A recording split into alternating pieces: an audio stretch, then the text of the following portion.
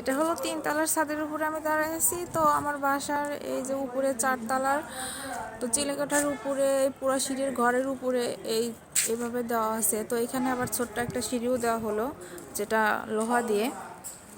এই সিঁড়িগুলো এখানে আমি দোলনা বসাইতে চেয়েছিলাম, কিন্তু সেটা আর হলো না। যাই হোক, এটা এভাবেই করা হলো শেষ পর্যন্ত।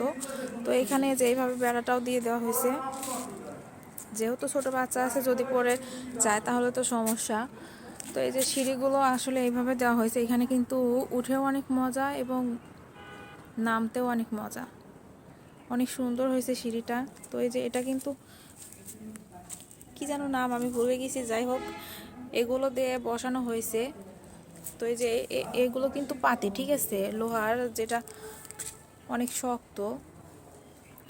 এইভাবে দেওয়া হয়েছে। আপনারা যদি কেউ ছাদে এভাবে সিঁড়ি দিতে চান তো এটা কিন্তু ফলো করতে পারেন।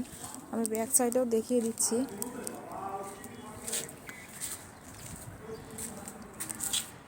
এই যে ব্যাক সাইডে কিন্তু সবগুলোই আপনার 3টা করে পাতি দেওয়া আছে, এবং আপনার সিকিউরিটি সেফটি সবটাই এখানে দেওয়া আছে, কোনো সমস্যা হবে না, যার ফলে আপনি এটা খুব সহজেই ব্যবহার করতে পারবেন।